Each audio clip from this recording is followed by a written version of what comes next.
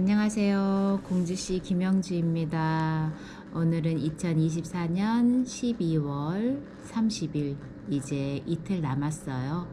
24년도 어떻게 보내셨어요? 마무리를 서로 잘 하자 하면서 다스리고 마음 다독이고 서로 따뜻한 말들을 오고 가고 하면서 지내고 있는데, 어제 무한 항공기 사고가 발생이 되었죠. 깊은 애도의 마음을 표합니다. 이렇게 우리가 알 수 없는 것들이 불현듯 닥쳐오고 예상치 않은 것들 때문에 슬픔으로 잠식하고 생활해야 되는 날들이 또 우리에게 잊지 않아야 되는 것들로 힘들게도 만드는 세상입니다. 오늘도 아무 일 없이 무탈히 지내는 것만으로도 감사한 날들. 무겁죠. 마음이 무거워도 유가족들을 또 생각해보면 우리는 우리대로 슬픔을 같이 애도하면서 살아내야 될 것 같습니다. 삶을 위한 철학 수업, 자유를 위한 작은 용기 조금 읽고 저녁 모임이 있어서 가려고 합니다. 기억과 자유. 시간의 이음매에서 벗어난 기억이요. 우리는 종종 탁월한 기억력을 가진 이들을 만나게 된다. 나는 그런 일들이 있었는지조차 기억나지 않는데 장면 하나하나까지 모두 기억하는 친구들이 어떤 때는 신기하게 느껴지고 어떤 때는 당혹스럽기도 하다. 어쨌건 책을 읽고 기억해서 답을 적어야 하는 시험을 반복해서 치르다 보면 그런 기억력을 부러워하게 된다. 어쩌다 한쪽 구석에서 어렵게 찾아 펼쳐둔 책에 빼곡하게 줄을 그어 있는 거 보면 이 책 이전에 본 거네 라는 당혹감이 몰려올 때면 한심한 기억력이 한탄하게 된다. 그런데 반대로 기억이 지워지지 않는다면 어떻게 될까? 오토모 가치히로의 애니메이션 메모리즈는 바로 그런 질문을 세 가지 시제 속에서 던지는 영화다. 최고의 명성을 구가하던 영화로운 과거 시제의 기억, 혹은 지금 어떤 일을 하도록 상사에게 요구받은 현재의 시제의 기억, 그리고 교육과 삶 속에서 습득되는 이후에 살아갈 양상을 미리 규정하는 미래 시제의 기억. 이 세 가지 기억이 지워지지 않고 지속된다면 어떻게 될까? 이 물음을 위해 아주 다른 색조의 증편 에피소드 3개를 제시한다. 오토모의 답은 한결같다. 과거에 지워지지 않은 기억은 사람들을 죽음으로 끌어들이는 검은 구멍이 되고, 현재에 지워지지 않는 기억은 죽음을 실어나르는 검은 대기가 되며, 미래에 지워지지 않는 기억은 죽음의 삶을 붙들어매는 검은 끈이 된다는 것이다. 그는 그 과거의 기억을 다루기 위해 낭만주의적 스타일을 사용하고 현재의 기억을 다루기 위해 만화적 과장으로 가득 찬 코미디를, 미래의 기억을 다루기 위해 루의 그림처럼 검고 두꺼운 선이 인상적인 표현주의적 스타일을 사용한다. 기억에 대한 탁월한 애니메이션이다. 기억과 망각. 기억이 갖는 이런 부정적 힘에 대해선 이미 여러 사람이 말한 바가 있다. 가령 보르헤스는 기억의 천재 푸네스에서 추락사고로 인해 탁월한 기억력을 갖게 된 인물의 얘기를 전해준다. 백과사전이나 플리니우스의 박물지를 빌려다 통째로 외우는 놀라운 기억력을 부러워하지만 하루 일을 기억하는데 하루가 걸리는 걸 보면서 그런 이에게 새로운 삶이 대체 어떻게 가능할까 하는 의문을 갖게 된다. 새로운 삶이 가능하지 않다면 기억이란 이미 지나간 것, 과거의 것을 그저 동일하게 반복하도록 만드는 부정적인 힘에 불과하지 않느냐는 질문을 던지려는 것일 게다. 그래서 니체는 기억이란 본질적으로 반동적인 힘이라고 한 바 있다. 과거의 것에 반응하는 방식으로 현재를 살게 한다는 점에서 잊혀지지 않은 원한이나 상처가 사람들을 삶을 거기서 벗어나지 못하게 한다는 것을 안다면 이는 쉽게 이해할 수 있는 말일 게다. 반면 망각이야말로 지나간 것을 잊고 새로이 무언가를 시작한다는 점에서 능동적인 힘이라고 말한다.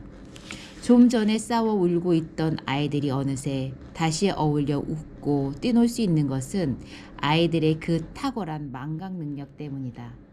그래서 니체는 참고 견디는 부정적 정신인 낙타, 긍정을 향한 것이긴 하지만 그 자체론 아직 강력한 부정의 힘인 사자와 구별하여 아이에게 순수 긍정의 신인 디오니소스의 자리를 부여한다.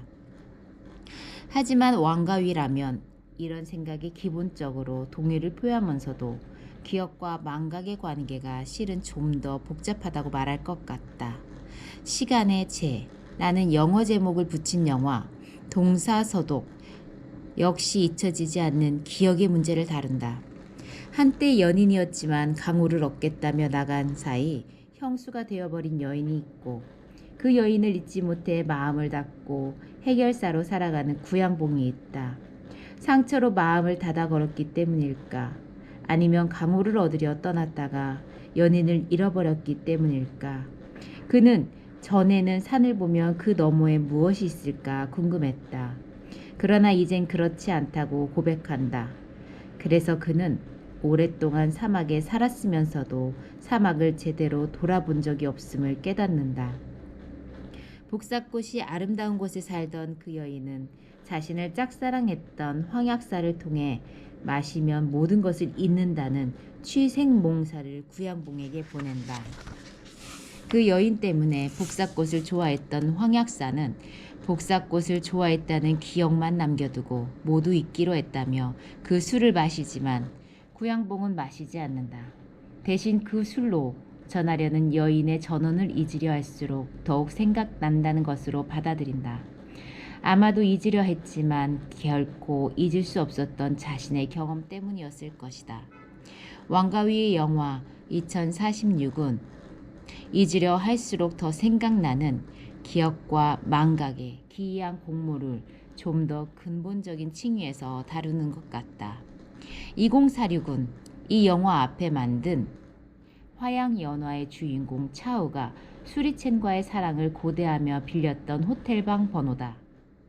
깊이 사랑했지만 도덕과 통념에 매여 이루지 못한 사랑. 그래서 결국 떠나온 수리첸을 차우는 다음 영화 속에서도 잊지 못한다.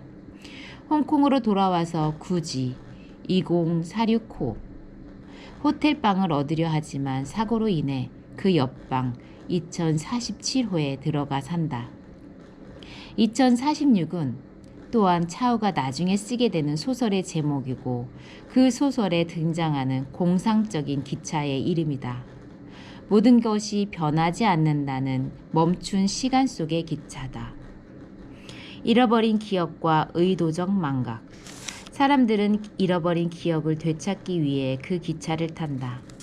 우리가 잃어버린 사랑, 아니 놓치고 싶지 않았지만 지나가 버린 시간을 되찾고자 기억을 반복하여 불러내고 그 기억 속에 머물고자 하듯이 사랑만은 아닐 것이다. 메모리즈에서 한때 최고의 명성을 구가하던 오페라 가수는 그 절정의 시간에 자신의 삶이 멈추었으면 하는 욕망에 거대한 인공 기억 장치를 통해 가상의 세계를 만들어 스스로를 유폐한다. 우리라고 다를 것인가? 지금 이 순간이 영원할 수 있다면, 지금 이 순간이 멈추어 버린다면 하고 바란 적이 없다면 살면서 지대한 기쁨을 누려본 적이 없는 사람일 것이다. 그 순간 자기에게 다가온 것들이 떠나지 않고 영원히 자기 것이었으면 하는 그 욕망, 그게 파우스트로 하여금 메피스토펠레스와의 게임에서 지게 만든 결정적인 계기였다. 그런데 잃어버린 기억을 찾아 기차 2046에 탔던 타쿠에 이어지는 독백은 그런 기억에의 집착이 비밀이라고 불리는 망각과 짝을 이룬다는 것을 보여준다. 옛날 사람들은 아무에게도 말하고 싶지 않은 비밀이 있을 때 산에 올라가 나무에 구멍을 파고 그 구멍에 비밀을 속삭인 뒤 흙으로 막아버렸다. 그러면 비밀은 영원히 감추어졌다. 왕가위 영화의 주인공들은 한결같이 실패한 사랑의 기억을 그처럼 구멍 속에 파묻고 영원히 감추고자 한다. 마음속 깊은 곳, 자신의 시선도 닿지 않는 곳에 구멍을 파고 묻어버린다. 우선은 되살아나는 기억이 고통스러워 억지로 파묻어 버리는 것일 게다. 화양연화의 마지막에 차오는 캄보디아까지 가서 앙코르와트의 벽에 난 작은 구멍에 한참을 속삭여 넣은 뒤 흙으로 구멍을 막아버리고 굳은 얼굴로 걸어 나온다. 앙코르와트, 기나긴 시간을 머금은 채 멈추어선 과거의 시간. 그 기억의 공간 속에 자신의 기억을 비밀히 묻어둔다. 그러지 않고는 견디기 힘들어서 그랬을 것이다. 자신의 마음이 아니고 산에 앙코르와트에 구멍을 파고 묻는 것은 그 기억을 자신의 손마저 닿지 않는 어떤 곳에 감추어 두려는 것일 게다. 그것은 상기의 고통을 잊기 위한 인위적 망각의 시도일 것이다. 그러나 그렇게 기억을 묻어둔다고 기억이 사라질까? 그 기억에 달라붙은 고통이 사라질까? 왕가위의 생각은 이것일 게다. 잊으려 할수록 더욱 생각난다. 왜냐하면 그렇게 인위적으로 지우고 감추어두는 것은 역으로 누구도 지울 수 없게 감추어두는 것이기 때문이다. 자신도 지울 수 없도록 영원의 시간 속에 은닉해 두려는 것이기 때문이다. 그것은 생각하기 위해서 잊는 것이고 잊지 않기 위해서 감추어두는 것이다. 그렇기에 그것은 마시고 미련 없이 잊어버리겠다던 황약사의 취생몽사와도 다르다. 구양봉은 황약사와 헤어진 다음에 술을 찾아 취생몽사를 마시지만 예전에 살던 삶을 그대로 산다. 아무것도 잊지 않은 것이다. 이런 기억과 망각의 역설적 관계에 대해 명확한 개념적 통찰력을 보여준 이는 프로이트였다고 해야 할 것이다. 그 역시 지워지지 않는 기억, 트라우마라고 불리는 상처의 기억에 주목한다. 그 기억에 사로잡힐 때 우리는 그 상처의 시간 속으로 반복하여 불려 들어간다. 증상이라는 자신도 이해할 수 없는 자기 행동을 통해 많은 시간이 흘렀지만 증상의 시간은 그 상처의 순간에 멈추어 있고 증상을 통해 우리는 그 멈춘 시간 속으로 불려 들어간다. 마치 이 순간이 영원하길 하고 외치기라도 한 것처럼 그 상처의 무게 때문에 우리는 새로운 어떤 것을 향해 나아가지 못한다. 나아가도 다시 되돌아온다. 증상이란 지워지지 않는 기억의 반동적 힘이 드러나는 임상적 증거인 셈이다. 그런데 프로이트는 트라우마라고 불리는 그 상처의 순간, 결코 잊기 힘든 그 사건이 하나같이 망각되어 있다는 놀라운 사실을 발견한다. 어떻게 잊을 수 있었을까? 결코 잊을 수 없기에 오랜 시간이 흘러 되돌아오는 것인데 그것은 필경, 의도적 망각이다.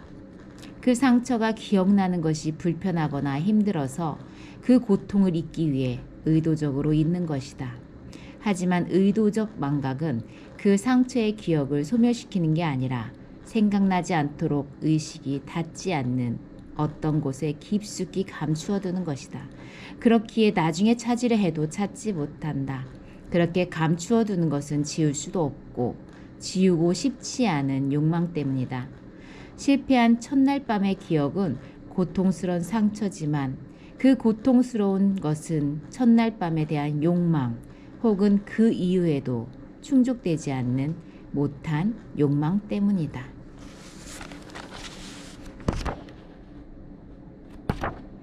기억에 대해서 사람들이 정말 갖고 싶었던, 잊지 않고 싶은 기억, 내 삶에서 빼내고 싶은 기억들이 있죠. 신이 준 선물이라고 하는 그 망각이라고 말을 하는 것처럼 기억이 과거 같아요.